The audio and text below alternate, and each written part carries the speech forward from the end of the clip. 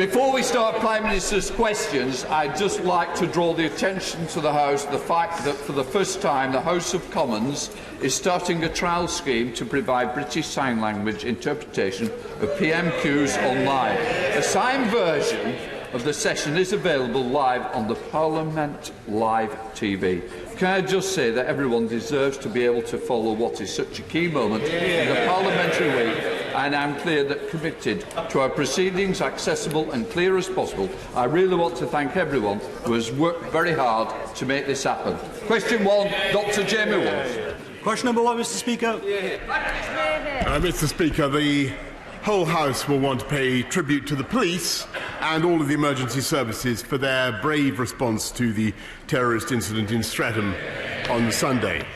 This appalling incident makes plain the case for immediate action, and we will shortly introduce emergency legislation to make sure that we do everything to protect the public.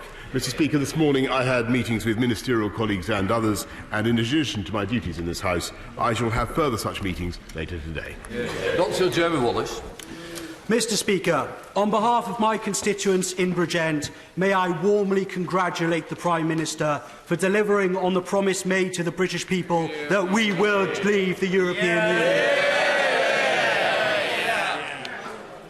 Will he reassure my constituents that now that we are taking back control of our money, our borders and our laws, that every effort will be made to bring jobs and investment to areas such as Bridgend that feel left behind? Mr. Speaker, I can give him that assurance, and I can tell him that with better education, better infrastructure and high technology, we will unite and level up this country and deliver, as he is doing, for the people of Bridgend. Leader of the Opposition, Right Honourable Jeremy Corbyn. Mr. Speaker, we were all appalled by the terror attack in Streatham on Sunday, and I want to join the Prime Minister in paying tribute to the bravery and dedication of the police, security services and all the other emergency response staff in the way in which they dealt with what was a terrifying and terrible situation. Last Friday, this country left the European Union. Britain's place in the world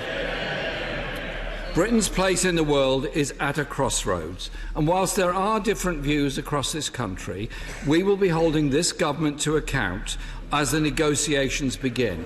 But my hope is that we now truly come together to shape our common future and build an internationalist, diverse and outward-looking country. Indeed, we'll get an opportunity to do that when Britain hosts the UN Climate Change Conference, COP26, later this year. Despite the fact that we are the 11th hour to save the planet, the former Tory minister and now ex-president of COP26, Claire O'Neill, said, and I quote, "There has been a huge lack of leadership and engagement from this government." What on earth did she mean? Mr. Speaker, I think if you look at what this government is achieving and already has achieved on climate change, it is quite phenomenal. And he will know, Mr. Speaker, that last year was the first year on record that renewables produced more of the energy of this country than fossil fuels. He will know that since this government came to power, in 2010, 99% of all the solar panels that have achieved that miracle were installed under this government. We are delivering for the people of this country. We are reducing greenhouse gas. All he would produce, I'm afraid, is a load of hot air. Mr. Speaker, the problem is the government's own figures show that it's missing the carbon budget, let alone by 2050. It will be 2099 before this country meets net zero. And we discovered this morning that 2 former Conservative leaders have also turned down the job formerly done by his minister. Maybe it could be third time lucky. Perhaps we could make a joint approach to the member for Chingford and Woodford Green. Perhaps he would like to take on that job. He's over here and in the chamber all ready for it. His own former Tory minister said we should have clear actions, an agreed plan and a roadmap for the year of action. But we do not. So why is the Prime Minister failing so spectacularly to measure up to the scale of the climate crisis that this country and indeed this planet is facing? Mr. Speaker, this is beyond satire. This government. This is the first country, the first major economy in the world to have set a target of carbon neutral by 2050. It's an absolutely fantastic thing. We are leading the world in our ambitions, and we will have a wonderful summit in Glasgow, one of the most fantastic cities in our country, at the end of the year. Jeremy Corbyn. Mr. Speaker, this country isn't meeting its target, and it isn't due to meet its target, and I think the Prime Minister should recognise that. Even the Paris targets are not enough. The UN says we have just a decade to change course if we want to avert a climate catastrophe.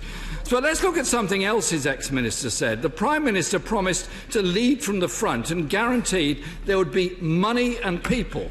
But these promises are not close to being met. What on earth could she have been talking about? Mr. Speaker, as so often, I'm not entirely sure what the right honourable gentleman is talking about, because if you look at what this government has actually delivered, if you look at what our Conservative policies of backing green tech, of backing innovation, of supporting a dynamic market economy, which is the solution to these problems, we have cut CO2 emissions in this country since 2010 on 1990 levels by 42%. 42%. That is an astonishing achievement, and at the same time, the economy has grown by 73%, thanks to free market, dynamic, one nation conservatism. That is our approach. What's his? His former minister said, my advice to... Well, you might not like it, but I'm going to read it. My advice to anyone to whom the Prime Minister is making promises, whether it's voters, world leaders, ministers, employees or family members, is get it in writing, get a lawyer to look at it and make sure the money's in the bank. Not my words, hers. The Prime Minister's failure in government means this country won't meet its net zero target until 2099. This government has banned offshore wind, and his government is funding billions on fossil fuel projects abroad. Is this what his minister means by the absence of leadership? Mr. Speaker, I think the grotesque failure of the Leader of the Opposition to understand what is happening in this country's economy, let alone in the fight against climate change, is quite mind-boggling. I can inform him today that this country is leading in not just producing the technology to generate offshore wind, but the northeast of this country leads the world in producing and designing those fantastic turbines. And it's because of that technological innovation that we are able massively to expand our renewables. And I can tell you, I think you may know this, that in 1990 this country was 70% dependent on coal power. We are now today, and by the way, he'd want to reopen the coal mines. Today we are down to 3%, Mr. Speaker, and by 2024 it will be zero. That's our plan. What's his? It was the Labour Party that proposed the climate change emergency motion to this House on May the 1st. And the Prime Minister is quoting things that happened in 1990 and afterwards. During that time, of course, he was a climate sceptic who didn't say anything about this at all. Poor leadership is nothing new to this Prime Minister.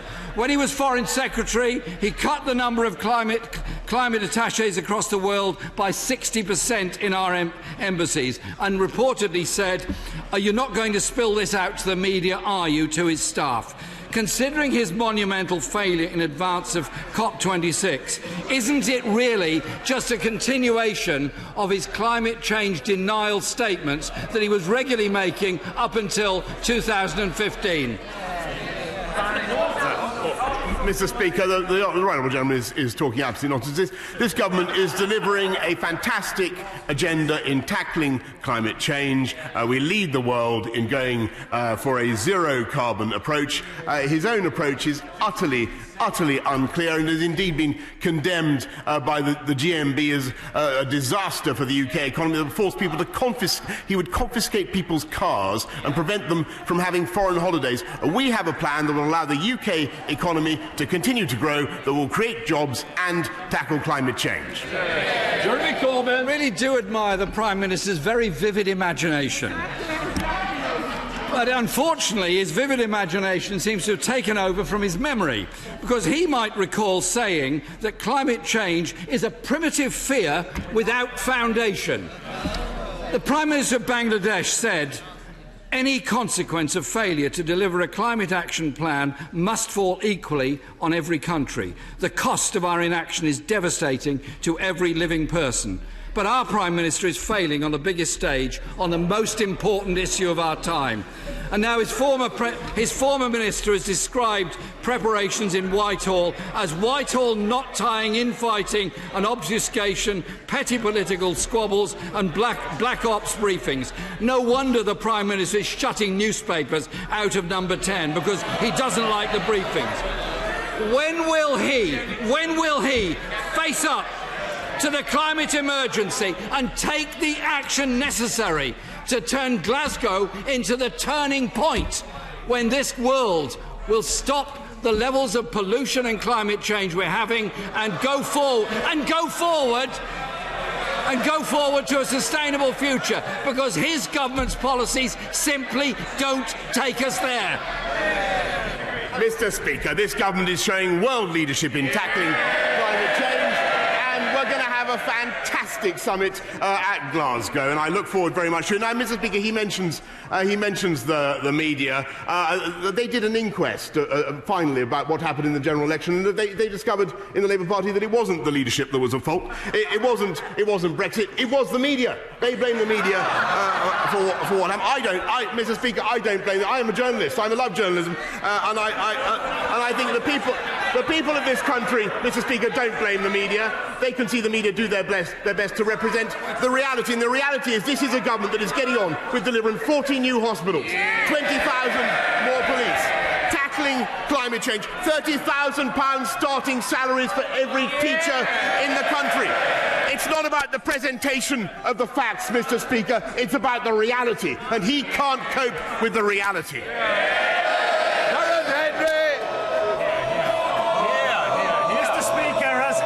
For Broxtowe, I'm absolutely delighted that funding is starting to flow to rebuild hospitals, such as the £5 million seed funding going to Nottingham University Hospital's NHS Trust. Does the Prime Minister agree with me that this Conservative government is committed to fulfilling its manifesto pledges and will deliver for the NHS? Mr. Speaker, I do agree passionately with my honourable friend, and I congratulate him on all he's done to campaign for the redevelopment of Queen's Medical Centre and Nottingham City Hospital, and of course I'm proud that that money is now flowing through to those wonderful projects. Ian Blackford. Thank you, Mr. Speaker. Can I add my grateful thanks to the police and emergency services that had to react to the dreadful terrorist incident in Streatham. Mr. Speaker, in the first few days of Brexit Britain, this Prime Minister has sacked an official, taken an isolationist approach to trade and banned the press from a Downing Street briefing. Is he intentionally trying to impersonate Donald Trump?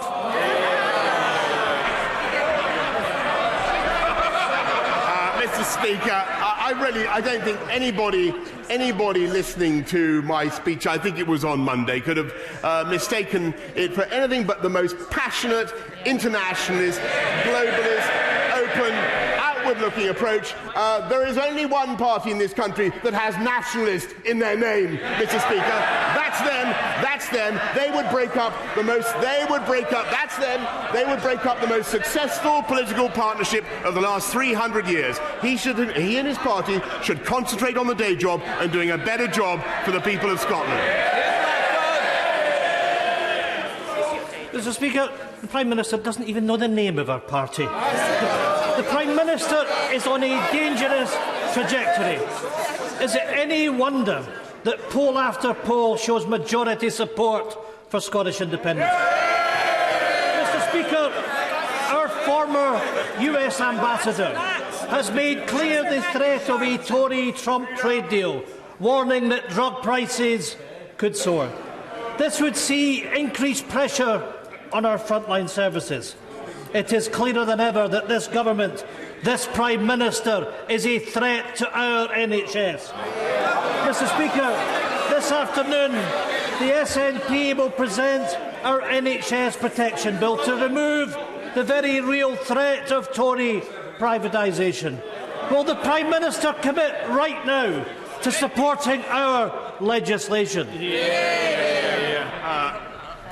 Mr. Speaker, I think it's very odd that he should denounce this country's wish to have trade deals around the world, when, as I understand it, their proposal is to try to rejoin the European Union, to have a different currency whose name they have yet to identify. Perhaps they could elucidate the House, to have a border at Berwick, and what just after this country has taken back control of its outstanding marine wealth, to hand it back to Brussels. That's their policy. I really think, Mr. Speaker, they should concentrate on doing a better job for the people of Scotland. Michael Tomlinson. Thank you, Mr. Speaker. A strong society needs strong families, as our manifesto rightly said. And it went on to say that we will champion family hubs to serve vulnerable families.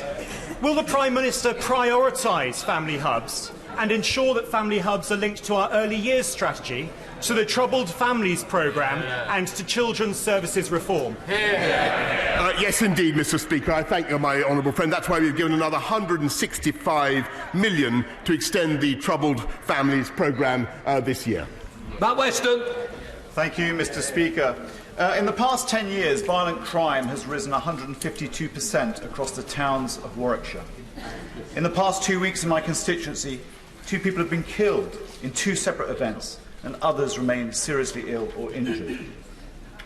The government has promised to reinstate 20,000 police officers, but isn't it the simple truth that it is now our residents, through hikes in council tax of 12% last year, 6% this year, that are picking up the whole bill for the old bill, and that it's the party opposite is no longer the party of law and order, but the party of fear and disorder?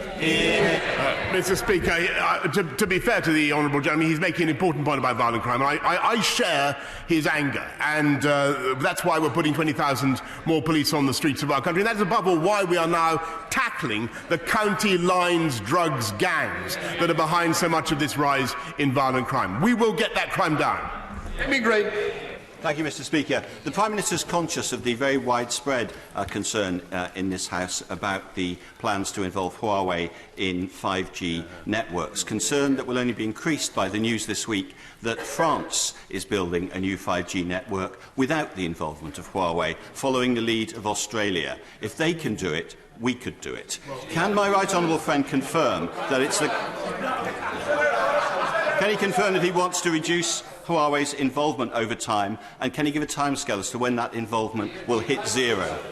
Well, he's certainly right, Mr. Speaker, that we are going to be reducing the involvement of Huawei below the 35% market cap, but he's also right in his general vision, which is one I entirely share. What has happened is, I'm afraid, a failure of like-minded countries to produce an alternative to the 5G network, except that provided by high-risk vendors. And that is why we are now doubling the science budget, and we will be working with some of the countries that he mentions in order to produce exactly that diversification in the market.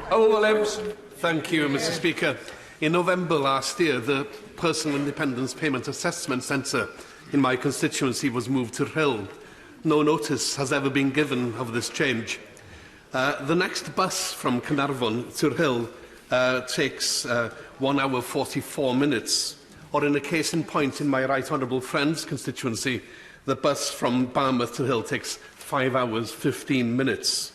Mr. Speaker, this is the reality in the Prime Minister's soar away global Britain. Will he instruct his minister to remedy this matter immediately? Well, actually, I thank the honourable gentleman for the point he raises. I think that we do need to improve our bus services across the whole country, and that's why we're investing another £220 million immediately into improving bus services. And my right honourable friend, the Chancellor, has many more such investments in the pipeline. Thank you, Mr. Speaker. Sometimes we are the train, sometimes we are the track, and just last week we've taken control back. And does the Prime Minister agree with me that now is the time for us to be the track for a Metrolink between Manchester and Bolton? Yes, indeed, Mr. Speaker, and that's why we've given the combined, thanks partly to his urgings, to his campaign. We have given the combined mayoral authority in Bolton £300 million under the Transforming Cities deal, plus a share of the £4.2 billion local public transport fund. We've given them the tools. Let's hope that they follow his urgings and build the Metrolink that he wants. Thank you, Mr. Speaker. Last Friday I visited a school in my constituency, and in 2020 the state of the school buildings was Dickensian. Leaking roofs, rusty shower rooms, mouldy changing areas. When will this government understand that the cost of education is high, but it's a worthy investment in the future of our schools? Whether a child is a whiz kid, whether a child is needy, every child deserves to be at school in an excellent and inspiring school building. Mr. Speaker, that is exactly why this government is investing £14 billion, a record £14 billion more in education, raising funding for primary schools to £4,000 per head and £5,000 for every secondary school in the country. And we can only do that, Mr. Speaker, because we are running a strong and dynamic market economy, and that is what we're going to do. Dempson. Thank you, Mr. Speaker. To help genuinely spread opportunity across our country, can I encourage my right honourable friend to have a pre-budget chat with his Chancellor about extending the government's welcome plans to reduce national insurance contributions for employers of ex-service personnel to other groups who find it difficult to get a good job, including care leavers, ex-offenders, those with a disability and the long-term unemployed? Yes, Mr. Speaker, I thank him and his family for everything that they do to encourage ex-offenders into work. I will indeed take up that suggestion with my right honourable friend, the Chancellor. And we cut taxes on working people. We cut national insurance, Mr. Speaker. They would hike taxes and keep people in welfare. Thank you, Mr. Speaker. It's been 2 years since the Windrush scandal exposed the wrongful detention and deportation of Commonwealth citizens. While we wait for the much-delayed publication of the Lessons Learned review, the government plans to deport 50 people to Jamaica by charter flight next week. Will the Prime Minister immediately suspend the flight until the Lessons Learned review is published and the recommendations implemented? Mr. Speaker, I think the whole House will understand that the people of this country will think it right to send back foreign national offenders. Suella Bellman. Terrorist incident last week reminds us that the rule of law remains a fundamental foundation of our democratic constitution. But the explosion of judicial review and judicial activism have led to a censoriousness and litigiousness in our society and distorted questions which ought to remain exclusively political. How will my right honourable friend ensure that Parliament remains the sovereign and legitimate source of law as we take back control? Well, my honourable friend is a distinguished lawyer, and she is right to stick up for the immense value of our legal system. We must protect judicial review. It's a vital part of our system, but we should also ensure that it is not abused, Mr. Speaker, to conduct politics by other means or to create needless delay. Thank you, Mr. Speaker. For many years, Bedford has been promised a new inpatient mental health facility, especially since provision at Wellwing was closed in 2017. Yet patients are still travelling 20 miles to access services. Will the Prime Minister explain how this demonstrates the parity of esteem in mental health care that his party promised in 2012? Mr. Speaker, we're putting record investment into the NHS, 33.9 billion, and a total of 12 billion are now going into mental health care. That is a record sum. David.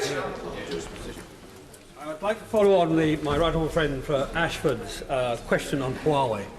The Australian agencies analysed the involvement of any element of Huawei in their 5G system and determined that any involvement would lead to a major risk of both sabotage and espionage. Can he give an undertaking that this country will lead the Five Eyes and NATO to create an alternative to Huawei in the next 2 years? Yes, Mr. Speaker. We, of course, will do nothing to endanger either our critical national security infrastructure or to prejudice cooperation with Five Eyes partners, as he's rightly suggested. And we will work to ensure that high-risk vendors cannot dominate our market. Alex Davis, Show. Diolch, Mr. Speaker. The Prime Minister will know that under his government there has been a mass shortage of consultants across the UK, leading to a strain on our A&E services. How is he going to make sure, especially now that we have left the EU, that consultants from overseas are encouraged to apply for NHS visas to work in hospitals across the UK? Mr. Speaker, of course we've instituted NHS visas in order to attract talent from around the world, but I would remind her that I think she speaks for a Welsh seat, that is a devolved matter for the Welsh Labour government. The Prime Minister has rightly put keeping our country safe and the NHS at the heart of this government's plans. Will he support my campaign for 2 new GP surgeries in my beautiful market towns of Oakham and Melton? And can I remind him that he's always welcome if he's in search of a pork pie, Rutland Bitter or Stilton? That was rude. I think that was just... Mr. Speaker, the short answer is yes and yes. Lily Raymond. Last week, it was revealed that my constituent Errol Graham starved to death just months after the DUP stopped his benefits. His emaciated body was only discovered when bailiffs broke down his front door to evict him. The first priority of government is to keep its citizens safe. How many more vulnerable benefit claimants will have to die before his government starts to value their lives?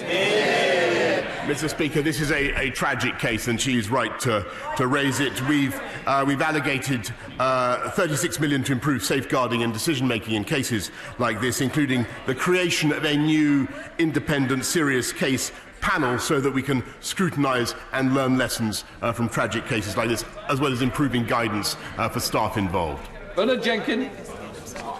Thank you, Mr. Speaker. Will my right honourable friend join with me and on behalf of the whole House extend our sympathy and best wishes to those who were injured in the Streatham attack last week? May I welcome his intention to legislate as a consequence of this attack? And will he agree that Her Majesty's government really has now no option but to legislate to try and contain the threat of ex-terrorist offenders where they still pose a threat to our country? Yes, I think, Mr. Speaker, that my right honourable friend is entirely right, and I think that most of the people in this country would agree that the system of automatic early release of terrorist offenders has run out of road, and it's time to find a way, as we are, to make sure that they are properly scrutinised by a parole board or by an equivalent. Jones. Thank you, Mr. Speaker. Thanks to the tireless work of my predecessor, the late great Paul Flynn, and my honourable friend, the member for Gower, and the families of children with intractable epilepsy, medical cannabis is now legal in the UK. So can the Prime Minister answer calls from the families of very sick children who need medical cannabis when this medicine will actually be available in the NHS? And will he come to Portcullis House with me after this session to meet these families and to personally assure them that he will do all he can to help? Well, Mr. Speaker, it was this government and my right honourable friend, the Health Secretary, who did legalise medicinal cannabis, and I can undertake that he will certainly be happy to meet your constituents this afternoon. Alexandra Stafford. Thank you, Mr. Speaker. Buses are a vital lifeline for residents in Rother Valley, but too often first buses are letting down the people of South Yorkshire. Will the Prime Minister confirm that this government fully backs buses as an essential way not only to connect our villages, towns and cities across the north, but also to unlock the potential of Rother Valley and South Yorkshire? Mr. Speaker, this government as a whole is absolutely passionate about buses, and I can assure him that we are massively going to improve our bus network in the Rother Valley above all, and I thank him for the lobbying that he's doing. Owen Thompson. Mr. Speaker, we know the Prime Minister has form in ducking democratic scrutiny at every opportunity, and his party is no stranger to receiving Russian donations. But his repeated refusal to publish the report into Russian interference in UK democracy is unjustifiable and unacceptable. Can the Prime Minister tell us clearly, without bluff and bluster, when the report into Russian interference will be published, why it has been delayed so long, and when will he reconvene the Intelligence and Security Committee? Mr. Speaker, the report will of course be published, as he knows full when the Intelligence and Security Committee is reconstituted, and I think he's likely to be his conspiratorial frame of mind is likely to be thoroughly disappointed by the results. Dean Russell. Mr. Speaker, commuters in Watford are fed up with poor rail services, making them late for work in the morning and late at home at night to see their families. Will the Prime Minister agree with me that even new rail franchises that don't deliver cannot assume that they will keep their contract if they don't sort out the issues as soon as possible? Absolutely, Mr. Speaker, and that's why we're putting £48 billion into improving our railways as part of the infrastructure revolution. But never forget, Mr. Speaker, that lot would renationalise the railways, and when the railways were nationalised, a quarter of railway users deserted the network. After privatisation, rail use doubled, Mr. Speaker. Mr. Speaker, last week we lost a political giant in Seamus Mallon. He was an outstanding parliamentarian and a seeker of justice for everyone. One injustice that burned with him until his dying day was the murder of Paul Quinn. Paul was beaten to death by an IRA gang in 2007. They broke every single bone in his body, so much so that his mother couldn't place rosary beads in his hands in his coffin. In the aftermath of that, the now Finance Minister Conor Murphy said that Paul was linked to criminality. That was a lie. Will the Prime Minister agree with me that that lie, and that Conor Murphy should retract that lie, publicly apologise and give any information he has to the PSNI about Paul's murder? Mr. Speaker, well, I hear the honourable gentleman, and I think the whole House will hear the passion with which he spoke about that injustice, and I can tell him that we will implement the Stormont House Agreement in such a way as to provide certainty for veterans and, of course, justice for victims as well. We now come to point of order, John Butler. Thank you, Mr. Speaker. Mr. Speaker, the Home Office press team told journalists that everybody on the deportation flight to Jamaica are serious criminals. Mr. Speaker, this seems not to be true. I've got a constituent of mine, as the Honourable Member for Nottingham East has said, they haven't even had the report. And I've got the wife of a constituent of mine who has said that he is due to be deported in just 6 days' time. He was convicted under the now unlawful joint enterprise rule. He was released after 2 months, and his wife feels that this stress is going to kill her husband because he has a heart problem.